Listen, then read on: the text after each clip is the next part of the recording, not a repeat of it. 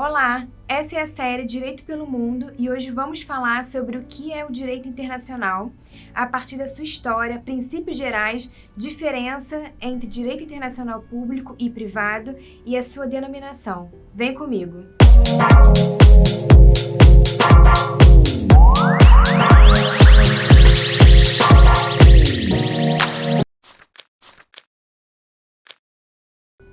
O desenvolvimento do direito internacional remonta à própria história da humanidade, uma vez que as relações humanas, que eram até então locais, ultrapassaram as fronteiras das pequenas comunidades formadas. A necessidade de interação entre os povos, expansões comerciais e proteção do território, por exemplo, levaram à evolução do direito internacional.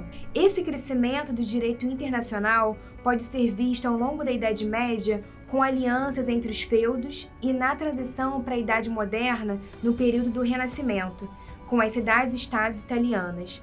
E nessa época, a influência religiosa da Igreja estava presente, sendo as autoridades religiosas responsáveis pela celebração dos tratados. Mas em seguida, novos pensamentos vieram com a reflexão de alguns autores que começaram a estudar de forma gradual as dinâmicas internacionais e o papel das religiões. Dando início a um direito internacional moderno, 4 autores são considerados seus precursores. Desde os primeiros aos últimos autores, existiram importantes discussões de forma gradual no que diz respeito ao direito natural, independente da lei divina. Os primeiros autores são os espanhóis. Primeiro, o Francisco de Vitória, professor de teologia na Universidade de Salamanca. Segundo, o Francisco de Soares, jesuíta ligado também à Escola de Salamanca. E, em sequência, temos o italiano Alberico Gentili, que se tornou professor em Oxford e publicou um livro sobre o direito da guerra, dedicando uma parte desse livro à análise do direito do tratado. Por fim, está o autor holandês Hugo Grotius, que muitas pessoas chamam de pai do moderno direito internacional, embora ele tenha feito referência também aos autores antes citados. E o reconhecimento de Hugo Grotius vem com os 2 livros publicados por ele, Mar Livre e O Direito da Guerra e da Paz, ambos os títulos traduzidos do latim.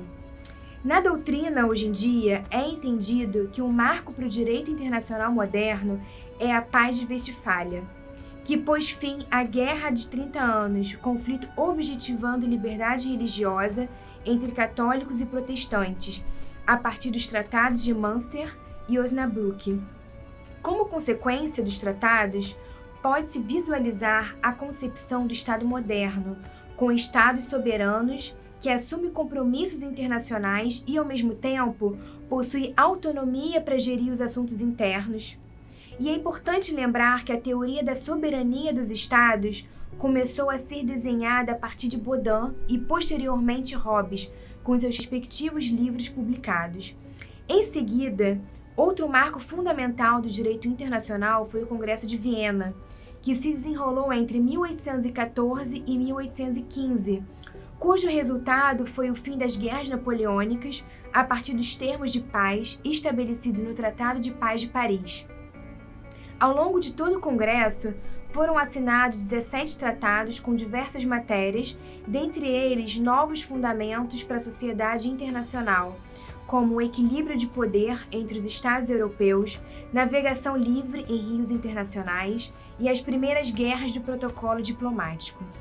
O século XIX, como um todo, pode ser observado sob a ótica de transformação do direito internacional devido às consequências trazidas com as revoluções do período, como a Revolução Industrial, sem contar o crescimento dos ideais democráticos de participação da população do governo trazidos a partir da Revolução Francesa. Esses eventos marcaram o crescimento de instituições internacionais, somado ao aumento da frequência das conferências europeias e a inclusão do estudo do direito internacional nas universidades. No que se refere ao século XX, os fatos históricos que marcaram a sociedade internacional foram as guerras.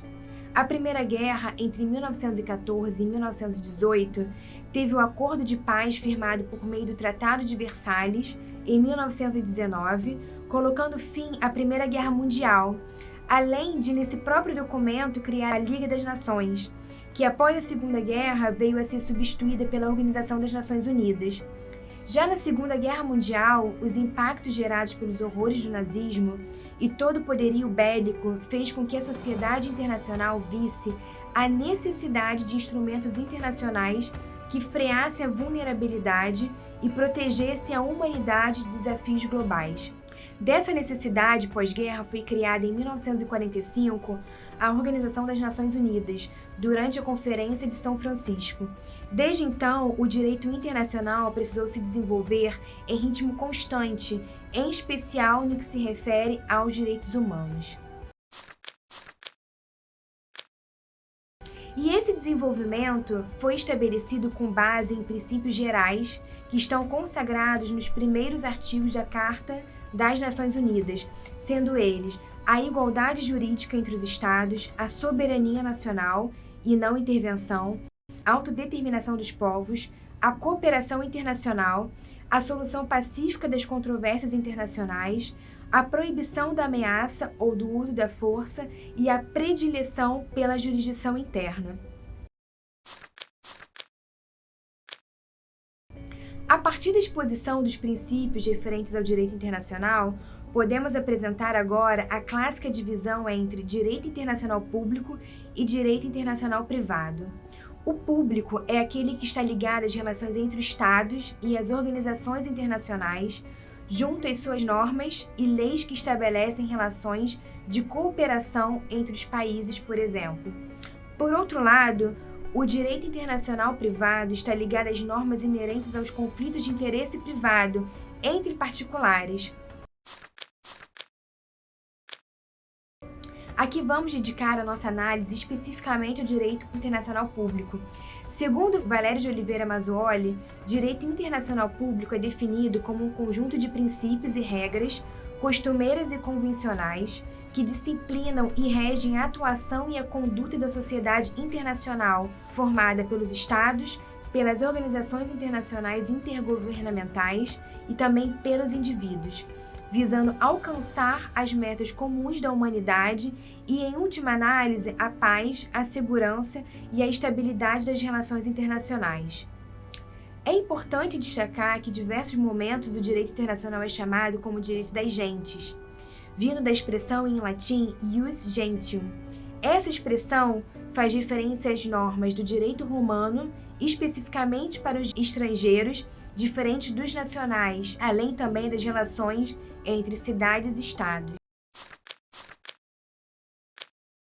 Com base nesses primeiros contatos com o direito internacional, termino aqui o primeiro vídeo da série Direito pelo Mundo, que aborda os principais pontos de direito internacional público. Vejo você no próximo vídeo.